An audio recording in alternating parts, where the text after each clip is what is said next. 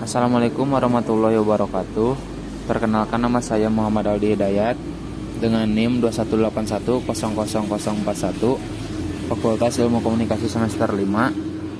Di sini saya akan menjelaskan beberapa materi tentang Kapita Selekta. Yang pertama, Kapita Selekta komunikasi adalah istilah yang digunakan untuk merujuk pada kemampuan individu atau kelompok dalam memilih atau mengambil informasi yang mereka anggap relevan atau penting dari sejumlah informasi yang tersedia dalam komunikasi. Dalam konteks selekta komunikasi, Kapita mengacu pada kemampuan individu atau sekelompok untuk memilih atau memilah informasi, sedangkan selekta mengacu pada proses selekta atau pemilihan. Yang kedua, Kapita Selekta komunikasi dipengaruhi oleh berbagai faktor termasuk minat pribadi, nilai-nilai keyakinan, kebutuhan, pengalaman sebelumnya, dan konteks sosial. Namun Kapita Selekta komunikasi juga dapat memiliki dampak negatif seperti terjadinya filter bubble atau echo chamber, di mana seseorang hanya terpapar pada sudut pandang atau informasi yang sejalan dengan pandangan mereka. Selanjutnya yang kedua, ekonomi politik media. Ekonomi politik media adalah pendekatan yang mempelajari hubungan antar ekonomi, politik, dan media. Pendekatan ini mengakui bahwa media massa tidak hanya merupakan lembaga yang menyediakan informasi dan hiburan, tetapi juga memiliki dimensi politik dan ekonomi yang kuat. Yang kedua, ekonomi politik media menganalisis bagaimana kekuatan politik dan ekonomi mempengaruhi produksi, distribusi, dan konsumsi media, serta dampaknya terhadap masyarakat. Selanjutnya, ekonomi politik media di Indonesia. Yang pertama, kepemilikan media yang tergantung. Industri media di Indonesia didominasi oleh beberapa kelompok bisnis besar yang memiliki kepentingan ekonomi dan politik yang kuat. Kepemilikan media yang terkonsentrasi pada kelompok-kelompok tertentu dapat mempengaruhi keragaman informasi dan perspektif yang tersedia dalam media. Selanjutnya yang kedua, keterkaitan dengan kepentingan politik media.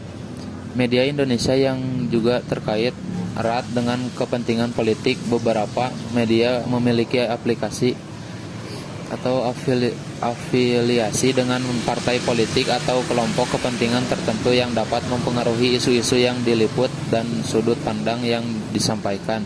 Yang ketiga, regulasi media. Pemerintah memiliki peran penting dalam mengatur media Indonesia meskipun ada kebebasan pers yang dijamin oleh konstitusi. Regulasi media dan hukum yang ada dapat digunakan untuk membatasi kebebasan berekspresi dan memberlakukan sensor. Yang keempat, dominasi media mainstream. Meskipun media sosial telah menjadi platform yang semakin penting dalam berbagi informasi, media mainstream seperti televisi dan surat kabar masih memiliki pengaruh yang besar di Indonesia.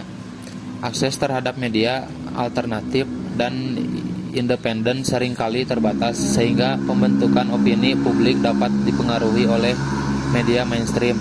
Yang kelima, isu sensitif dan censorship. Beberapa topik yang dianggap sensitif seperti agama, suku, dan politik seringkali dihindari atau diperlakukan dengan hati-hati oleh media di Indonesia. Hal ini dapat mempengaruhi pada self-censorship, di mana media membatasi diri sendiri dalam meliputi isu-isu yang dianggap kontroversial atau berpotensi. Selanjutnya yang ketiga, teori determinisme media.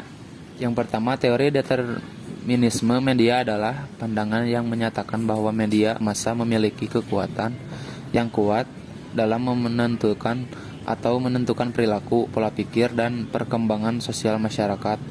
Teori ini berpendapat bahwa media massa memiliki pengaruh yang dominan dan membatasi kemampuan individu untuk berpikir secara independen atau mengambil keputusan sendiri. Selanjutnya yang kedua, contoh determinisme media adalah teori hypodermic needle atau teori jarum suntik. Teori ini berpendapat bahwa media memiliki kekuatan yang sangat kuat untuk langsung mempengaruhi dan mengendalikan pikiran dan perilaku individu. Yang ketiga, sebagai contoh pada tahun 1938, siaran radio atau The War of the World yang disajikan dalam bentuk dramatisasi invasi alien oleh Orson Welles menyebabkan kepanikan di beberapa wilayah Amerika Serikat. Banyak pendengar yang mempercayai bahwa invasi tersebut benar-benar terjadi meskipun sebenarnya acara tersebut hanya. Selanjutnya yang keempat, komunikasi interpersonal. Kemampuan komunikasi interpersonal memainkan peran yang sangat penting dalam dunia kerja. Kemampuan ini melibatkan keterampilan berkomunikasi dan berinteraksi dengan orang lain secara efektif, baik secara lisan maupun tulisan. Berikut adalah beberapa cara di mana kemampuan komunikasi interpersonal dapat berperan dalam dunia kerja. Kemampuan komunikasi interpersonal. Yang pertama, komunikasi efektif. Komunikasi interpersonal yang baik memungkinkan kolaborasi yang efektif antara anggota tim, atasan, dan rekan kerja. Yang kedua, membangun hubungan dan kerjasama.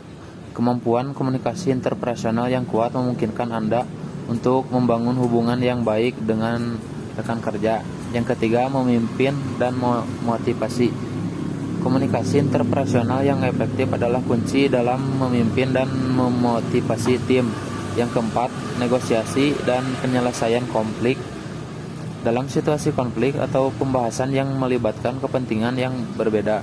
Yang kelima, presentasi dan pengaruh. Dalam situasi ini, di mana Anda perlu menyampaikan presentasi atau mempengaruhi orang lain, kemampuan komunikasi interpersonal yang kuat akan membantu Anda untuk mengkomunikasikan pesan Anda dengan jelas, memikat, dan meyakinkan. Sekian penjelasan dari kami.